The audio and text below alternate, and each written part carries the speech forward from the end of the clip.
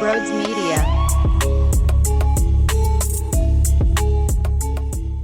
What is going on, everyone? Welcome to another episode of Schmoozed. Today we are kicking it with Ben Verlander, Flippin Bats Pod, Fox Sports MLB. We're going to break down the Phillies. This is like my 9th cup of coffee today. I'm running off the walls. What's going on, Ben? What's up, dude? Thanks for having me. I appreciate it. I can confirm the 9 cups of coffee. This man is rolling right now.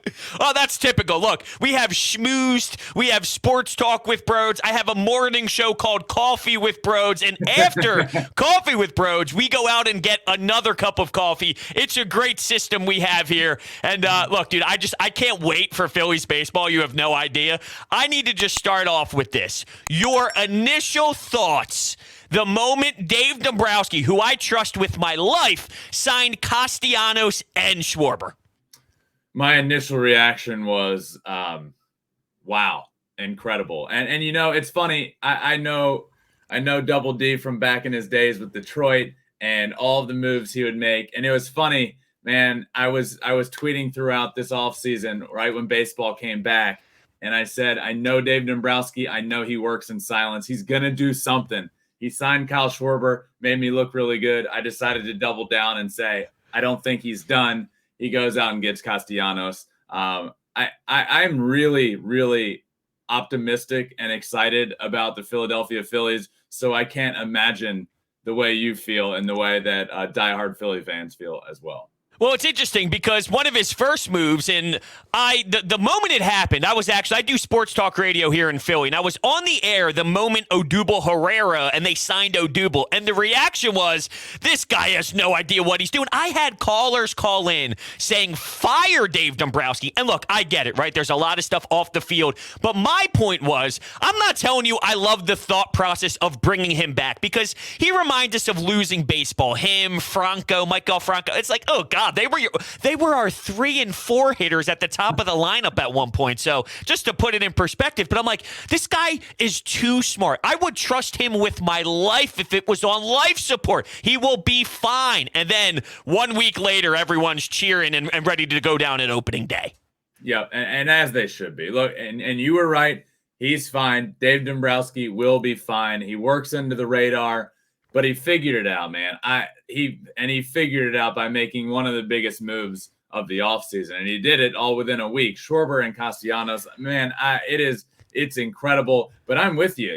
I heard of the signing. I heard Odubel Herrera's back. And it's like, wait, is this the same Phillies team that we're going to, that we've been, kind of optimistic on, but, a little bullish about at the same time? And they're just going to run that back? And they didn't. They didn't, and they did it in a big way. So let me ask you this. Do you feel, because you mentioned Detroit, and it perfectly snowballs into what I was going to say, which is you look at the past of Detroit. Ironically enough, Dave Dombrowski was there.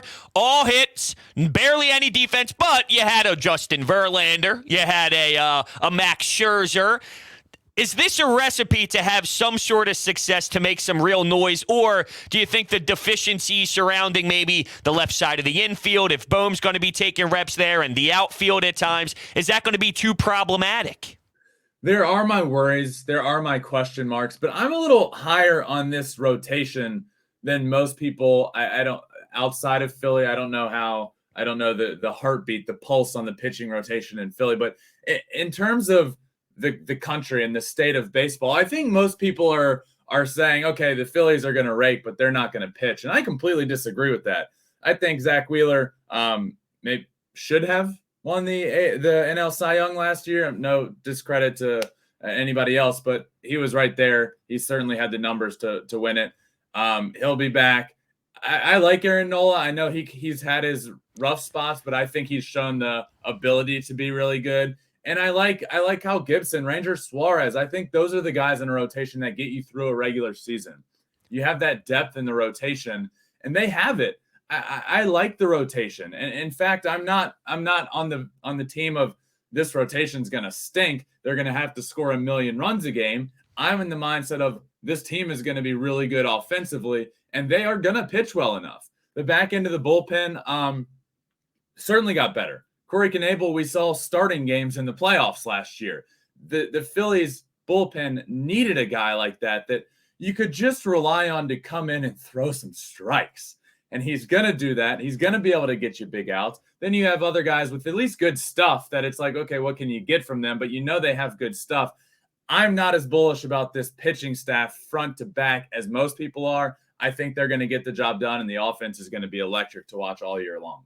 All we need them to do is keep you involved in games. And I guess that there's obviously a different read on it when you're in the trenches, 162, you see every start compared to, an outside perspective. Because I do have some fears, and I'm very down on Aaron Nola right now. His last outing in spring training was awesome. It was electric. But that fastball commands all over the place. It leaks over the middle of the plate, specifically with 2 strikes, and then you're seeing a big bomb. But I guess the difference now is last year, Bryce Harper carried you. But if you were to, let's say in a hypothetical, Phillies up 2-0, and now Aaron Nola does good for 5 innings. His 6th inning, it leaks over the plate. He walked a guy, hit a guy. Now it's 3-2. You have the firepower to make up for that flaw where maybe in years past you didn't necessarily have that. So I don't know. I'm afraid to commit to Aaron Nola because his great was great. Last year was pathetic. He's probably more of a 3.5 than a 4.6 or so that he was last year. And then his great year was what, like in the 2s? It's probably somewhere like 3.5. Is that fair? Yeah, it's fair. And if you get a 3.5 from him, I think that's a massive win, and everybody should be pumped about that. I will say ERAs are going to start looking a lot different in the National League. The DH is good for about a full run in terms of ERA. And I remember talking to my brother about this as a young, I'm 9 years younger. So when he was in the league, we would be talking and I'd look at guys in the National League and he'd say, it's tough pitching in the American League where, if I'm in the National League, I get to face the pitcher every 9 at bats. And now in the American League, I get to face David Ortiz every 9 at bats. So now in the National League, you're going to be doing that. ERAs are going to look a lot different. 8 of the 10 or 9 of the 10 top ERAs last year came from the National League. So I think if you can get a 3.5 out of Aaron Nola this year, that would be fantastic. That would be really good. If I can get him around a 3.5 to a 3.7, I think that's a win. Zach Wheeler is going to be really good. He's going to be in the low 3s. The rest of this team Kyle Gibson. I love Kyle Gibson. He's just your veteran. Inning eater, if you will. Of everybody in baseball, you know what you're going to get. It's not going to be much better. It's not going to be much worse. And his name is Kyle Gibson. It's perfect. You know what you're going to get. I like him as well. But yeah, if you can get Nola around a 3.5 or 3.7, I think the Phillies are going to take off and be a playoff team this year. Yeah, it's a great point that you mentioned, though, about the DH, because now we have to put that in perspective. And knowing how sometimes we get emotional over here in Philadelphia, that it might end up, yeah, believe it or not, that stuff happens here. I do want to touch on this. So I already referenced, 7 times how much I love Dombrowski, but there was a move that I don't agree with, and maybe there's a master plan, like a trade that might happen, but the Phillies on the opening day roster is going to have Bryson Stott and Alec Bohm, and, you got a lefty, you got a righty, maybe they platoon over at third base based off the starter. I don't know. We know they love that idea in center field. At this point, knowing Kevin Long's here working on everyone, but specifically Alec Bohm, I want Bryson Stott to play every day. I want him to get that opportunity. And then Alec Bohm, either you trade him or he gets his at-bats in the minors to work on what Kevin Long wants him to do. But I really don't like the idea of both of them and splitting time. Yeah, I don't like the idea of splitting time with Bryson Stott, with anybody. I'm a big fan of his. I think he's going to be really good in the big leagues. I do. And Alec Bohm is a guy that I believe has potential, but at this point hasn't shown it. And if he wants to show it, then I agree with you. Show it, go down to AAA, figure it out. When you're raking, we'll come up and figure it out. I don't think you take a guy like Bryson Stott, who's a great prospect, and split him time with a guy that's trying to figure it out at the big league level. I don't think Bryson Stott deserves that. I think he deserves his full shot. So I'm going to be interested to see how they go about that, how they use him. But you touched on it and you nailed it. Kevin Long is a mastermind. I mean, he's a genius. And Alec Bohm has all the talent in the world to be good. I've been a believer in him in the past and gotten bit by it. But I believe if anybody can turn it around and make him into the guy that I've believed he could be, it's Kevin Long. So, hey, maybe they know something. Maybe they've seen something that he's going to come into this year and just absolutely rake. We'll see. But I'm with you. I don't love Bryson Stott having to split time with anybody because I don't think him being a super prospect deserves it. And it's funny, we talk about this poor defense, but that's always factoring in what Alec Bohm is over at third, which he might turn it around offensively, and I pray that he does if he's going to continue to stay here. But his defense, I just don't know if there's any way that that's going to get better. Just tall, lanky. He just doesn't have that it factor, whether he hesitates to set his feet, which is an extra second, and that allows the runner to go by. He just can't make the simple plays. And let's say we have a Didi and a Bryson Stott playing on the left side every single day, and Didi turns into a Didi that we can at least respect compared to that season that he had last year. Maybe the defense isn't as putrid as we keep referencing from a broad sense before the season begins. Yeah, Alec Bohm is a big reason for that. He, to be quite honest, isn't great over there. The defense also isn't going to be great. It's not going to be a top 10 defense in the league, I don't think. But it all goes back to what we've been saying is I don't think you need it to be. You need it to be serviceable. And for the past, last year, it certainly wasn't serviceable. So if you get a guy like Bryson Stott over there, who's better defensively instead of Alec Bohm, and then you start looking around, there is optimism for it to at least be serviceable. There's nobody that's going to be fantastic and, it's going to be a top 5 defense in the league. But as long as you're middle of the pack, and I believe this, as long as you're middle of the pack, pitching can be middle of the pack, that offense will be top 5 in baseball, and it'll get you to where you want to be when the year's all said and done. Even with Mickey Moniak in the lineup, top 5 baseball. Look, I used to shred this kid into 9 million pieces. To be fair, anything Matt Klentak did, that's what I would destroy because I just didn't trust him at all. He was a mess, him and Andy McPhail. It was one of the worst regimes I've ever seen in baseball. So when you take Mickey Moniak, but now, you mentioned Kevin Long, it's like all these articles and pieces that are coming out on what Mickey Moniak has done to transform this nice little burst because he looks completely different. It's funny. It starts with, Kevin Long watched his swing and said, how do you feel about moving closer to the plate? It's like with a blink of an eye, you just move closer to the plate, and now those outside pitches, they feel middle of the plate, and now he's driving the damn baseball. I'm on the Mickey Moniak train. If you told me 5 years ago I'd be here, I would never believe you. Yeah, man, I'm with you. I'm on that train now as well. I like him a lot. Obviously came up with, or was drafted and had all the hype in the world, and it just didn't pan out. But, man, if I knew at the time it was just as simple as having, I promise you this, it's not as simple as taking a step closer to the plate and then you become a great hitter because I did that. I tried that. It's not easy. Then you start getting your doors blown off inside, which I did as well.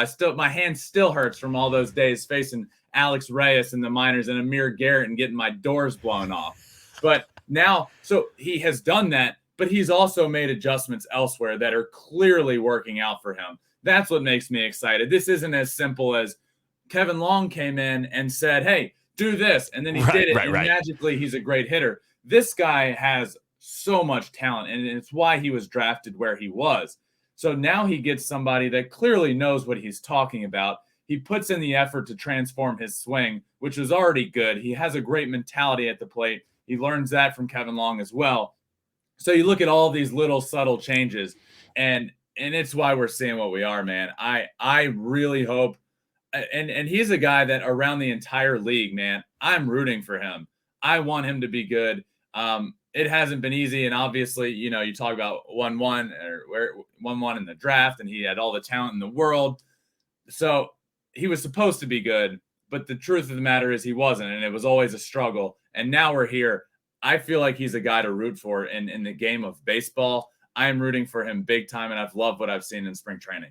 Yeah, absolutely. Just hit another bomb today, which is just ridiculous. Love that. The hot topic, I guess, around town a little bit is who should bat second. So there's been a Rhys Hoskins experiment in the past under Gabe Kapler in the 2-hole, and it was very walk-heavy, and I think it was their analytical approach between him and Carlos Santana. We were expecting all of these bombs, and it turned into walks. It's like, that's great, but when is the power going to show up? But now I think Rhys Hoskins is in a way better mindset that if that was the case, and he does bat there, I'm all right with it. But between Gene Segura, Rhys Hoskins, and JT Realmuto, who do you think is the best fit for that 2-hole? Just to start off, obviously, if things change, you can. But to give you an opening day look at the Phillies, who are you choosing in that spot?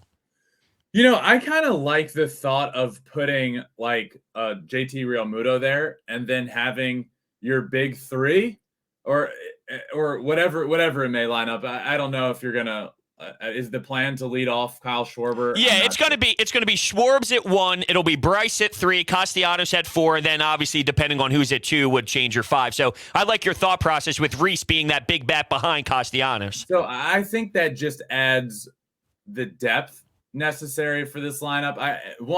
The fact that we're even having this conversation is incredible. The depth in this lineup is ridiculous. I think putting him up at the 2 hole and being able to have Reese at around in the 5 hole or around 5 or 6 just adds a lot of depth to this lineup, and a guy that has a lot of potential and will take his walks and can get on base at the bottom of the lineup instead of having a 1, 2, 3, 4 of just elite. I think it just adds depth to the lineup. JT Realmuto is great. I like him a lot. I'm a big fan, and I think he's a perfect 2 hole hitter. So if I were managing the Phillies, which I'm not, I would put him there in that 2 hole.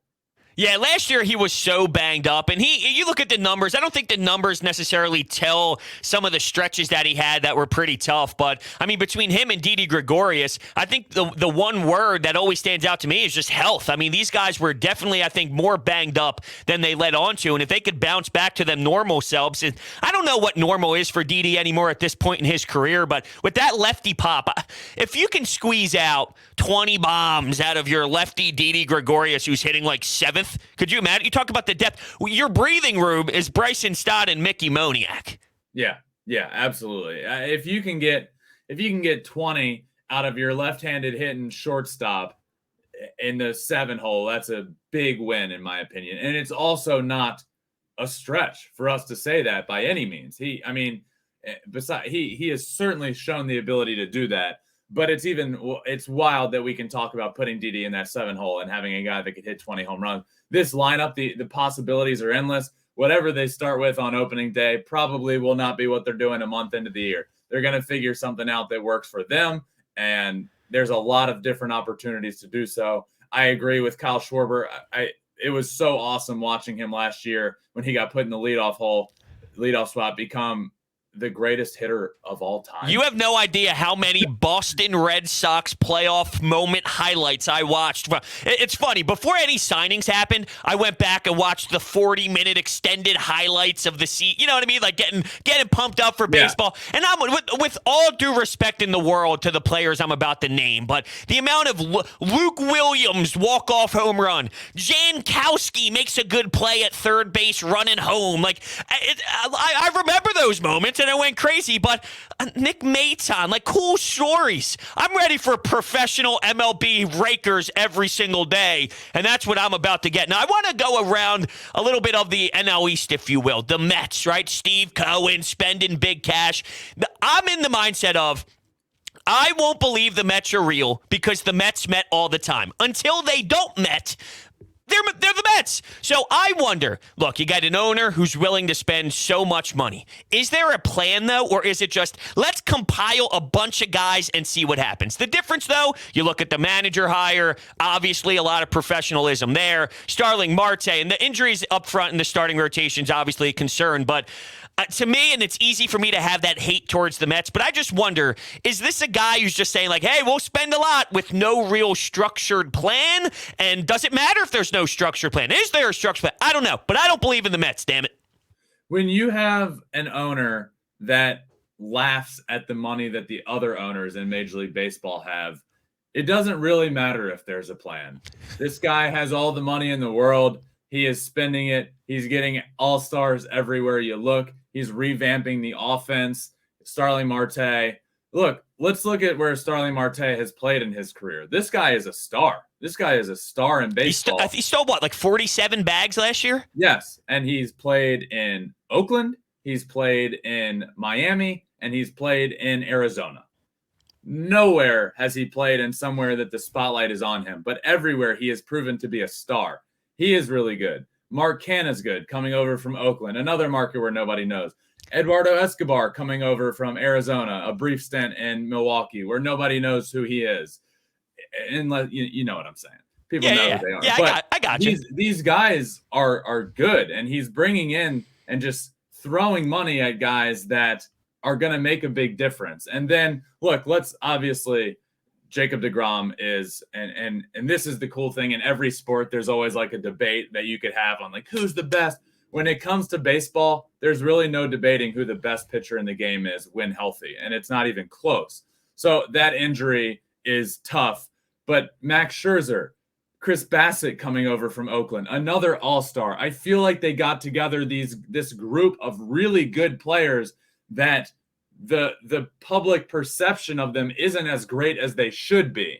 So I hear everybody. The Mets are going to Met is like the world's favorite thing to say about the Mets until they win.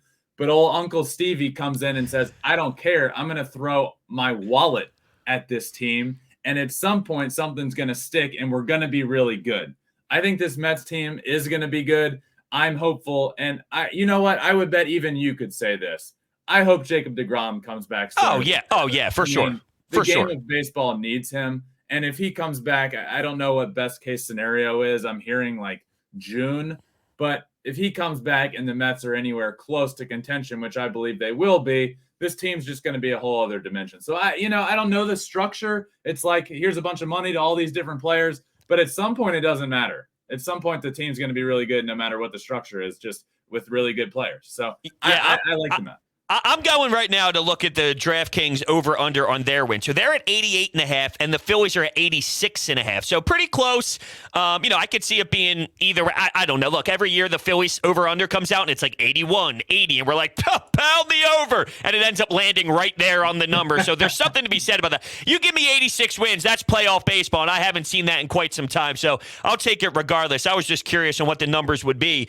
But let's go to the Braves, all right? Because this Brave squad, you lose Freddie Freeman, you bring in Matt Olson, though. And I know you talk about a market no one knows about, right? Matt Olson is a damn good baseball player. You bring in Matt Olson, and you should be stoked. It's just interesting. You bring him in to replace a Freddie Freeman, and the tone on it shifts a little bit based off of what Freddie Freeman meant to the Braves. But I'll tell you what, man, take away my Phillies fandom, and I got a man cave with 3 TVs. I got MLB. I got all that. I'm watching. I never thought I'd say this in my life. I'm watching the New York Giants, the San Francisco Giants with my feet up casually on a Wednesday night, and I'm enjoying the living hell out of that with Gabe Kapler's face.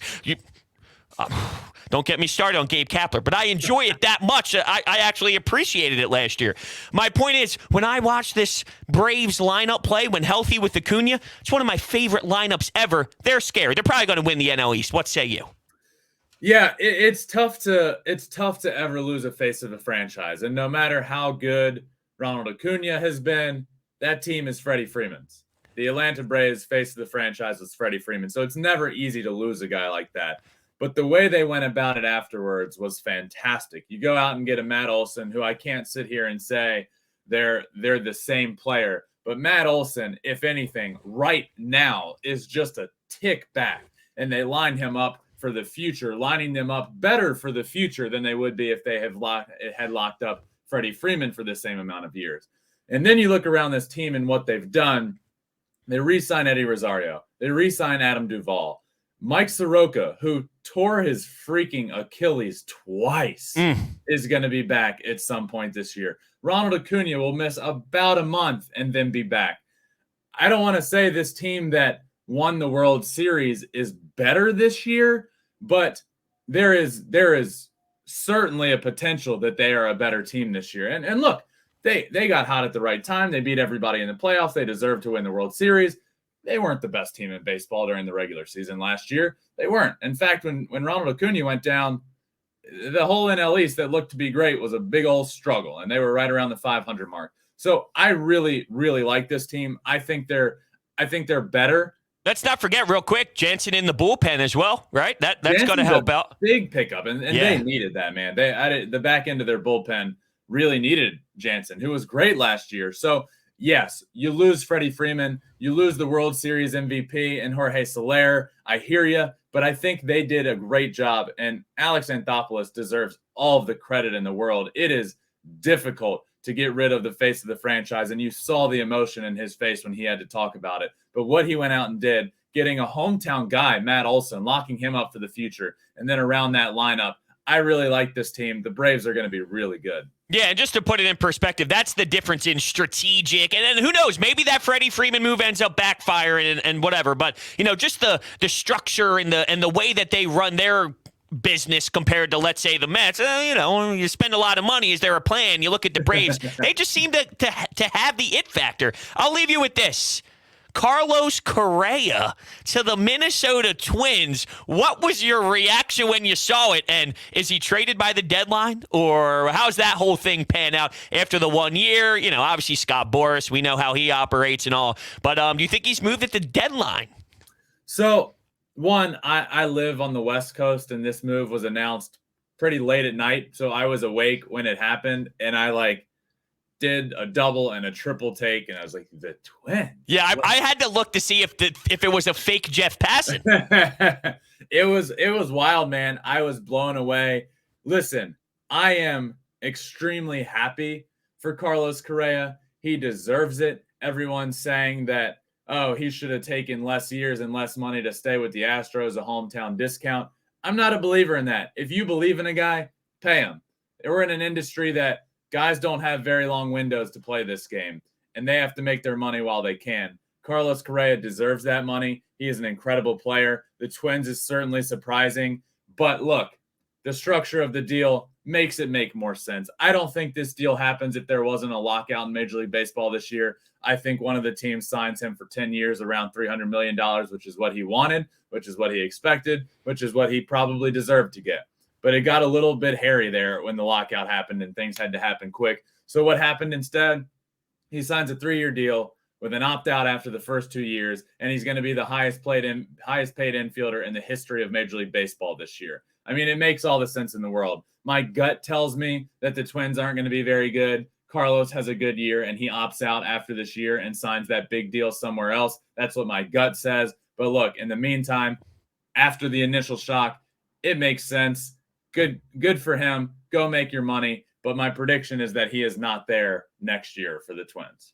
Nothing like working with Scott Boras. See, now, it's funny how things change. I don't care now that we have Harper. Now, it's a little bit easier, you know what I mean? Like, hey, why don't we have some conversation? It makes it a little bit easier. But if you're dealing with Scott Boras alone, good luck. All right, well, with that, Ben, thank you so much, man. I greatly appreciate it. Flippin' Bats Pod, make sure you're checking that out. Fox Sports, see you on TV.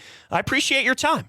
Dude, I appreciate it. Have me back on anytime. I'm pumped for the Phillies this year, man. I'm pumped for you. I'm pumped for Philadelphia. They're going to be good. And if anything, they're going to be really exciting. So at least that's a positive. You're right. A personality to a team. We definitely connect to that, so I'm looking forward to it. Thank you so much, Ben. I greatly appreciate it.